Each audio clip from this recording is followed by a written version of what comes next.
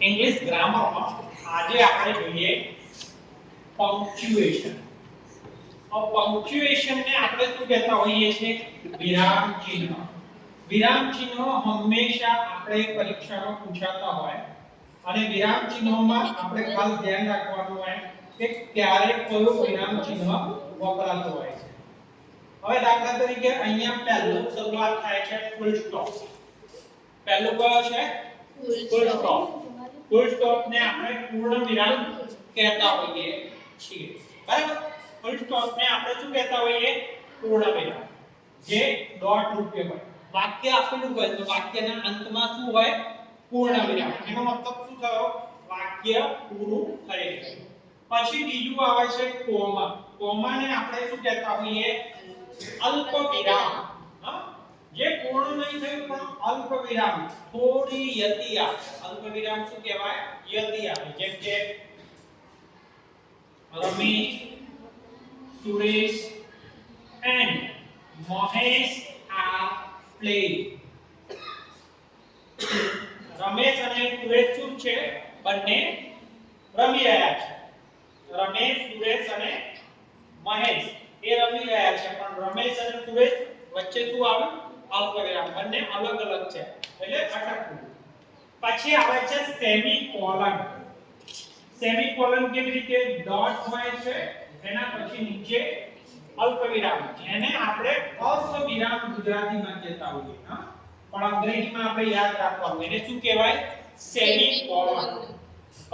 પછી એનું એક્ઝામ્પલ બી છે. જેમ કે અહીંયા ફૂલ સ્ટોપ નું સરસ એક્ઝામ્પલ છે. Gandhiji was a priest of non-violence. તો ગાંધીજી અહિંસાના પૂજારી હતા. આપણે એવો શબ્દ વાપરીએ ને, પૂજારી. પૂજારી ઇંગ્લિશમાં priest કહેવાય. પછી છેલ્લે વાક્યના અંતે શું આવ્યું? પૂર્ણ વિરામ. એટલે આપણે પહેલું શું વાપર્યું? Full stop. ફૂલ સ્ટોપ કેવી રીતે વપરાય વાક્યમાં ખ્યાલ આવી ગયો? હવે પછી આવે છે કોમા. કોમામાં રમેશ, સુરેશ and મહેશ are. અહીંયા કોમા આવી ગયું એટલે આપણે ખ્યાલ આવી ગયો કોમા કેવી રીતે વપરાય. એના પછી આવે છે સેમીકોલન. સેમીકોલન ને અર્ધવિરામ કહે છે. કે the cloud gathers. વાદળો બધા ભેગા થઈ ગયા છે. પણ શું? but it didn't rain. વરસાદ આવ્યો નહીં. એટલે શું કર્યું કહેવાય? અર્ધવિરામ. હા, પછી આવે છે ગુરુ વિરામ. ગુરુ વિરામ એટલે કોલન શબ્દ વપરાય. શું વપરાય? કોલન. એમાં બે ડોટ આવે છે, ઉપર અને નીચે. જેને ગુરુ વિરામને બીજા શબ્દમાં આપણે શું કહેતા હોઈએ છીએ? મહાવિરામ. અને ઇંગ્લિશમાં શું કહેવાય? કોલન. આ ખાસ યાદ રાખવાનું. સેમીકોલન, અર્ધવિરામ. કોલન તો એ શું કહેવાય? મહાવિરામ, ગુરુ વિરામ. એ બંને વાપરી શકાય. જેવી રીતે અહીંયા ઉદાહરણ છે, આવી રીતના વાંચો. આપણે ખબર પડવી જોઈએ કે તમારે પરીક્ષામાં પૂછાય કે વિરામ ચિહ્ન મૂકીને ખાલી જગ્યા પૂરો. આ વાક્યમાં, આ ફકરામાં યોગ્ય વિરામ ચિહ્ન મૂકો. આવું પૂછાય, આપણે કન્ફ્યુઝ થઈ જતા હોઈએ. એટલે મેં તમને એક્ઝામ્પલ સાથે સમજાવ્યું. ખ્યાલ આવે? હવે આવે છે કે English language has 5 vowels. તમને ખબર છે ને, અંગ્રેજીમાં 5 સ્વરો છે. કેટલા? 5. 5 સ્વરો છે, પણ એ સમજાવવા માટે આપણે શું મૂક્યું છે? કોલન. મહાવિરામ મૂકી દીધું. પછી બતાવ્યું છે કયું? A, E, I, O અને U. એ શું બતાવ્યું? મહાવિરામ કેવી રીતે આપણે વાપરવાનું છે. પછી આવે છે પ્રશ્નાર્થ ચિહ્ન. શું આવે? પ્રશ્નાર્થ ચિહ્ન, જેને આપણે ક્વેશ્ચન માર્ક, આવો સિમ્બોલ, આને પ્રશ્નાર્થ ચિહ્ન કહેવાય. તો જેમ કે what is your name? આવો પ્રશ્ન કરીએ ને, પછી વાક્યના અંતે શું આવે છે? પ્રશ્નાર્થ ચિહ્ન. ખ્યાલ આવી ગયો? આમાં કોઈને ડાઉટ નથી. હવે આગળ આપણે જોઈએ. પછી નેક્સ્ટ આવે છે એક્સક્લેમેશન માર્ક. એક્સક્લેમેશન માર્ક આવી રીતના આવે, જે આશ્ચર્ય ચિહ્ન છે. કયું ચિહ્ન છે? આશ્ચર્ય. જે આશ્ચર્ય આપણને બતાવે. બરાબર?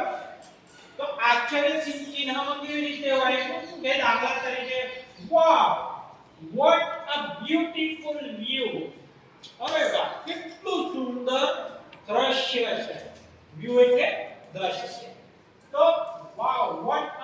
ફૂલ બંને જગ્યાએ શું આવ્યું એક્સક્લેમેશન માર્ક વાક્યમાં વિરામ ચિહ્નો ક્યાં વપરાય આપણા મગજમાં ફિટ કરી દેવાનું આપણે જ્યારે પણ કંઈ પણ લખતા હોઈએ વિરામ ચિહ્નની ભૂલ આવવી જોઈએ નહીં આપણને ખ્યાલ હોય તો આપણે ભૂલ કરીએ નહીં હવે આવે છે ક્વોટેશન માં શું કહેવાય ક્વોટેશન માર્ક કહેવાય એને ઇન્વર્ટેડ કોમા કહેવાય ડબલ ઇન્વર્ટેડ આનો બે પ્રકાર છે એક કયું આવે છે ડબલ અને એક કયું આવે છે સિંગલ ને બંનેના ઉદાહરણ આપ્યા છે આ કેવું છે ડબલ નું છે કોનું છે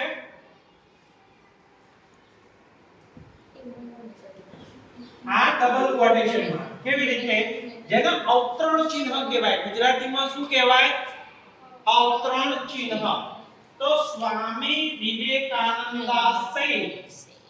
વિવેકાનંદે કહ્યું છે કે આપણે બોલીએ છે જ્યારે બોલતા હોઈએ ત્યારે arise awake અહીંયા લખ્યું છે અહીં કોમા અને ડબલ ઇન્વર્ટેડ કોમા શું છે arise awake and don't stop એવી રીતના આખું વાક્ય આવે છે ઉઠો જાગો અને ધ્યેય પ્રાપ્તિ સુધી મંડ્યા રહો આવું વાક્ય આવે એ વાક્ય ક્યાં આવે ડબલ ઇન્વર્ટેડ કોમામાં આવે શેમાં આવે ડબલ ઇન્વર્ટેડ કોમામાં પણ સિંગલ ઇન્વર્ટેડ કોમામાં કેવું હોય તો કેવી રીતે સિંગલ આ યાદ રાખજો ક્યાં શું વપરાય તમને ચોક્કસ આવડશે બીજાને ખબર નહીં પણ તમને ચોક્કસ આવડે કેમ તમે શીખેલું છે ક્યાં શું ચિહ્ન વપરાય એ ખબર પડે તો લખવાની 50% માર્ક્સ આપણા પ્લસ થઈ જાય અહીંયા વિરામ ચિહ્નોમાં જ તમારા માર્કિંગ ઘટતા હોય છે ખ્યાલ આવે છે તો ઝવેરચંદ મેઘાણી ગોટ ધ ટાઇટલ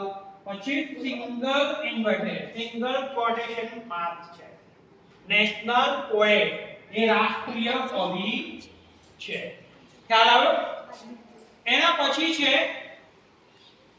હાયપન એટલે યોજક એટલે જોડવું શું કહેવાય જોડવું બે શબ્દને જોડવા માટે જે ચિહ્ન વપરાય એને યોજક ચિહ્ન કહેવાય જોય એન્ડ સોરો સુખ દુઃખ રાત દિવસ આવી રીતના આપણે ડેશ કરીને લખતા હોઈએ એને શું કહેવાય યોજક ચિહ્ન કહેવાય પછી આવે છે ડેશ એટલે આ ડેશ એ ગુરુ રેખા કહેવાય જેમ કે માય ફ્રેન્ડ પછી એના વિશે આપણે કંઈ કરતા હોય એવરી ડે પ્લે ટુગેધર અમે દરરોજ સાથે રમીએ છીએ ચલો ક્લિયર હવે આગળ વધીએ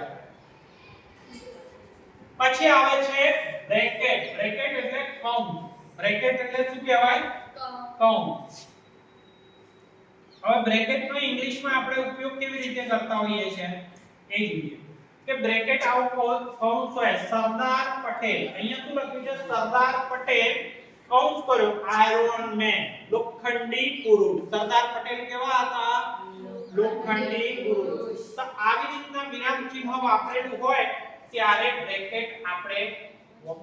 બ્રેકેટ આ રીતના વપરાયું કહેવાય પછી આવે છે લોક ચિહ્ન જેને ઇંગ્લિશમાં આપણે શું કહેતા હોઈએ એપોસ્ટ્રોફી હવે એપોસ્ટ્રોફીમાં મેં તમને એક્ઝામ્પલ આપ્યું છે શું આપ્યું છે